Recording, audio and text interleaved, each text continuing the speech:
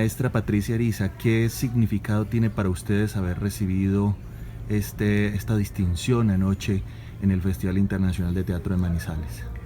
Pues significa muchísimo porque tenemos mucho respeto y admiración por este festival que ha persistido tantos años y de alguna manera por aquí ha pasado parte de la historia del teatro colombiano y latinoamericano y eso lo vuelve muy significativo. Y pues nosotros hemos estado aquí con nuestras obras y esperamos seguir estando. Hemos tenido polémicas también con el festival, pero yo creo que han sido muy productivas para el teatro colombiano. Ustedes cumplen 50 años en escena y ahora se ha dado la coyuntura de la firma de los acuerdos de paz. ¿Qué significados trae para ustedes que han batallado tanto en la escena desde el punto de vista ideológico, estético? Pues no hemos vivido un día de paz, ¿no?, en nuestras vidas y entonces es como quitarse un peso de encima. Tampoco nos hacemos tantas ilusiones, o sea, de creer que la paz va a estar a la vuelta de la esquina. Tantos años de guerra no se pueden solucionar en un tiempo corto. La paz se tiene que construir desde todos los ámbitos, desde todas las disciplinas.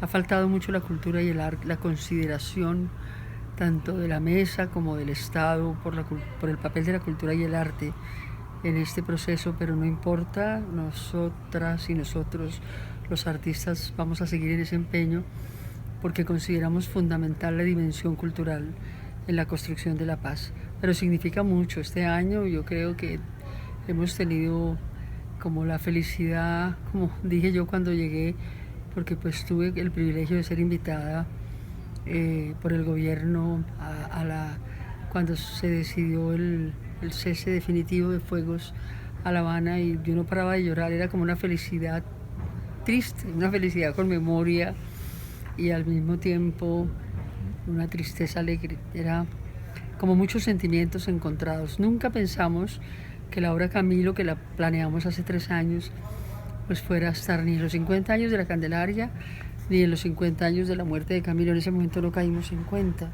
O sea, casi nunca hacemos obras como para una celebración o para una conmemoración, sino que coincidió y eso nos hace pues muy felices porque digamos, aquí este año son los 50 años de la muerte de Camilo, que es un personaje que hace parte del relato del conflicto. Él es parte de esta historia del conflicto y los 50 años de los otros también hacen parte del relato del conflicto. La Candelaria ha trabajado mucho el relato y yo creo que el gran relato de Colombia es la paz, el gran relato nacional que no teníamos. Teníamos relatos fragmentados, parciales. Entonces, lo que pasa es que todavía tenemos la tragedia de que no es un relato compartido totalmente. Hay mucha gente que no cree en esta paz.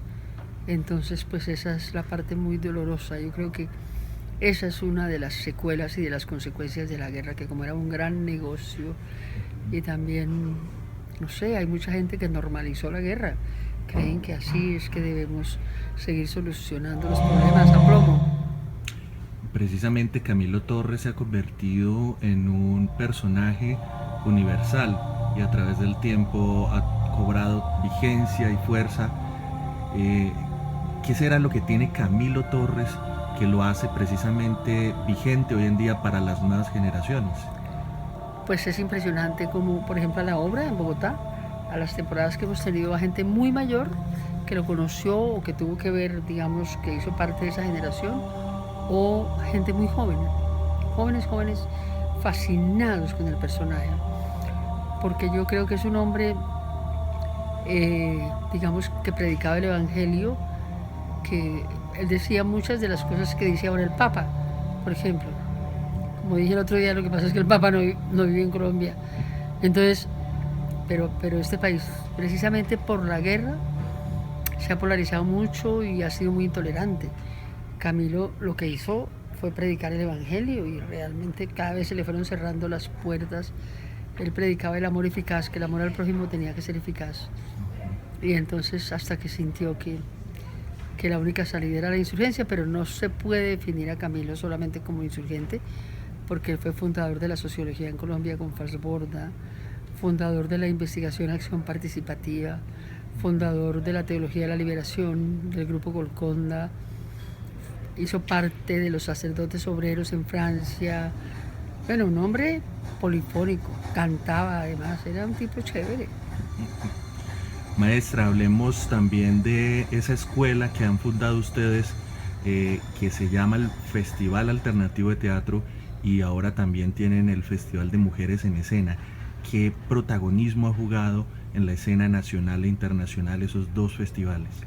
Pues esos dos festivales yo creo que ya tienen un lugar en la cultura latinoamericana y nacional. Aquí es difícil porque todo es como un poco, yo creo que es un complejo a veces de país colonizado, todo tiene que ser lo más grande del mundo, entonces lo que no es así como que no se aprecia mucho. Pero el festival alternativo reciente que hicimos fue asombroso, gigantesco en primer lugar, gigantesco. Vinieron grupos de, no sé, vinieron cantidades de grupos internacionales, como 25, y grupos nacionales y distritales, y las funciones fueron, ninguna sala fue suficiente para la cantidad de público. Y además la característica que tiene es que son funciones eminentemente populares, ¿no? Es un festival necesario, importante, y el de mujeres ni se diga. O sea, visibilizar el teatro que hacen las mujeres es una obligación ética de la cultura colombiana. ¿Cómo ve Patricia Ariza como mujer y como dramaturga el futuro de las artes escénicas en Colombia y en Latinoamérica?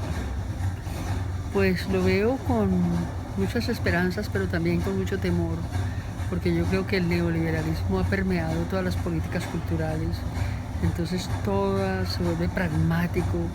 Ese tema de la economía naranja, por ejemplo, de todo convertirlo en valor económico, es una cosa muy peligrosa en el arte, porque nuestra historia personal es una demostración de que eso no es así. Nosotros no hemos hecho teatro ni por dinero ni por prestigio, hemos hecho teatro porque es una necesidad vital para nosotros, porque somos artistas orgánicos, porque hemos tenido cosas para decir, y si no las decíamos, nos moríamos. O sea, para nosotros y nosotras, el teatro ha sido un asunto de vida o muerte. O sea, no lo hacemos ni por moda, ni por... Eso no quiere decir que no nos preocupemos por dejar de vender funciones o por las nuevas tendencias en el teatro en el mundo. Somos humanos y tenemos las mismas preocupaciones que todo el mundo, pero ese no puede ser como el fundamento de un artista. Un artista es una persona que no hace eso para sobrevivir, sino para vivir, que es diferente. Los maestros Fernando Peñuela y Francisco Martínez han jugado un papel protagónico, no solo en la Candelaria, sino también en la dramaturgia nacional. ¿Cómo han asumido ustedes la ausencia de ellos dos? Pues con mucho dolor. Al principio fue, pues, no sé, casi que no podíamos ni hacer las obras, o sea, no podíamos dejar de pensar en ellos. Ahora ya siguen con nosotros,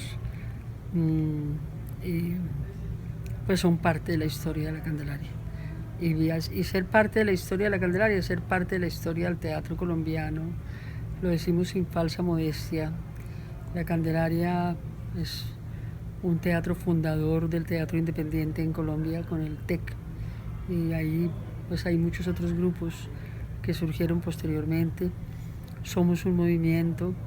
Como le decía, tengo muchas esperanzas en el teatro latinoamericano porque uno ve gente, una minoría que sigue inquebrantable, trabajando por un teatro de arte, trabajando por un arte que atraviese el alma de los espectadores y de la sociedad.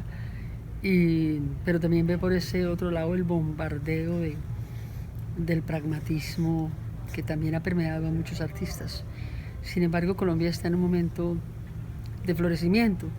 William Ospina decía que Colombia era un país donde el viejo país se negaba a morir y el nuevo todavía no lograba nacer. Yo creo que con esta paz el nuevo país está naciendo, emergiendo, y nosotros y nosotras nos sentimos parte de ese nuevo país.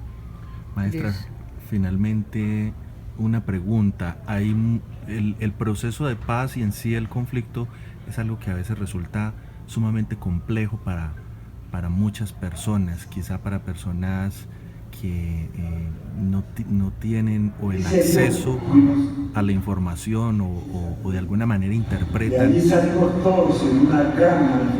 de diferentes maneras el proceso. ¿Qué decirle a esas personas en un lenguaje sencillo? ¿Por qué sí al proceso de paz? Pues yo creo que las personas sí han tenido acceso a la información. Lo que pasa es que es la información la que está desinformada. Esa información ha torcido la percepción de la realidad de la gente.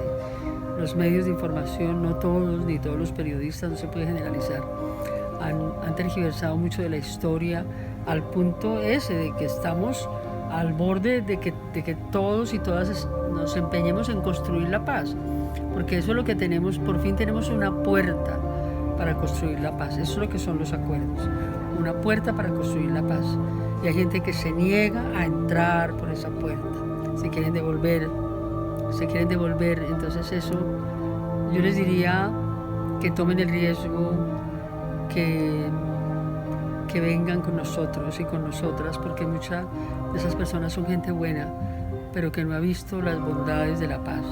Las bondades de la paz es que ellos puedan participar en la construcción de la justicia social para este país, que puedan participar, por ejemplo, los partidos pequeños en política, que se pueda solucionar por lo menos en parte el problema de la tierra, que, bueno, no sé, son tantas cosas tan buenas de los acuerdos pero que tomen el riesgo. No son difíciles de leer.